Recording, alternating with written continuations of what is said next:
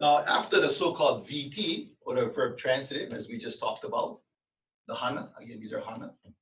Actions, again, so anytime you hear the word hana, think of this as being an action, something that someone is performing. We also have, we're going to talk about now what's called a verb intransitive again. And so these are verbs, these are actions that, again, do not have a lauka. That's the thing to remember. They do not have a so-called lauka. So these are actions that are performed, but are not performed onto any so-called object or direct object. What's called a lauka. Well, what are some examples of these words? Well, we all recognize words like hele.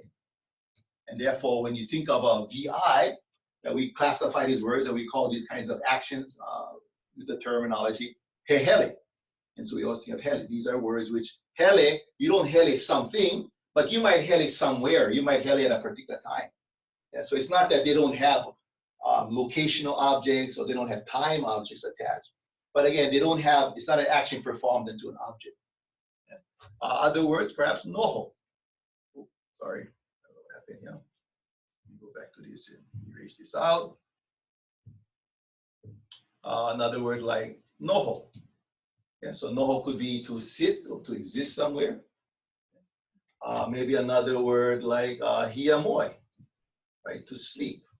When you sleep, you don't sleep something. You might sleep somewhere. You might sleep at a particular time. So these are three examples of what's called VI, verb intransitives, action words. We don't have lauka. But let's look at some examples of what kind of so-called ave they may have. And these are common ave that we all know, right? I might have a destination. I might say hele ikekula, to go to school, right? That is what you would call in Hawaiian an ave.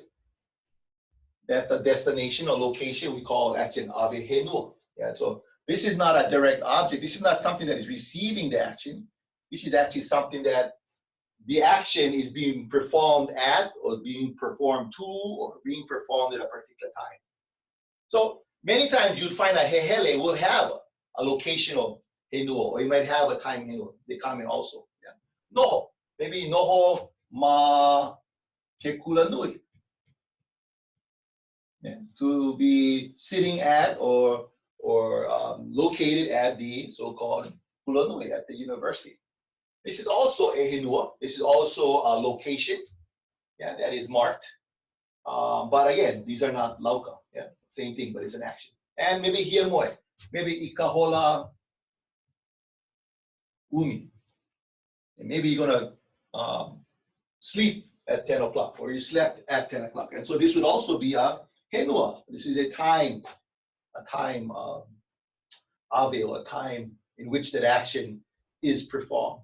Yeah.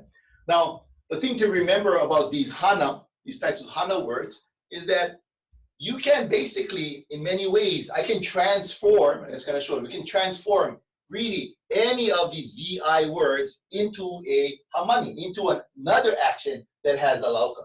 And that commonly uses the prefix ho'o. So many times, whenever you see the word ho'o that's being used as a prefix, you can rest assured it is not just an action, a hana, but it's an action that's performed onto a lauka. So all ho'o words, in a very simple way, and I mean that's kind of simplistic, but at this level, to kind of make it very easy in regards to have a 99.9% guess rate, is that anytime you see a ho'o word, you should think of it, in fact, as a VT. But let's look at examples of how ho'o as a prefix can transform even hehele words into a VT words, right? So I can take ho'o and I can stick ho'o in front of a word like hele. So I can create what becomes a compound verb, and I can say ho'o hele, which is a combination of two cause. So when you think of the word ho'o, ho'o is like a purposeful cause. It's like to cause something to occur. And what am I going to occur? I'm going to cause that somebody or something will go. In other words, hele means to go. Ho'o hele means to cause something or someone to go. Yeah, so if I say hele vau, I go.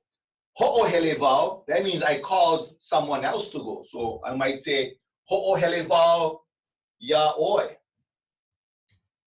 That it's not that I'm going to you, but I'm going to cause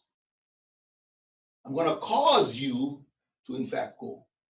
And so one of the things you remember, ho'o, That's what it does. Well, I can say same thing with noho, right? Let's look at noho. Very much in the same way. Noho, which may mean to sit or to be situated.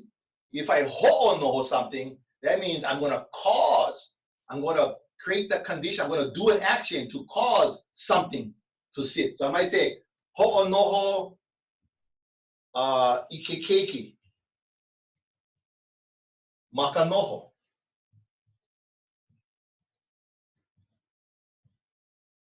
Well, here, of course, keiki becomes the lauka. So it's not that the child is sitting, but you're going to cause the child to sit maka noho on a chair. And so, anyway, I just want you guys to always remember that when we think about the usage of words like ho'o as a prefix, it has a huge role really in transforming that practically any memeʻa, I mean, in a simplistic kind of theoretical way, any memeʻa can be transformed into a VT with the prefix ho'o. We'll come back to that soon.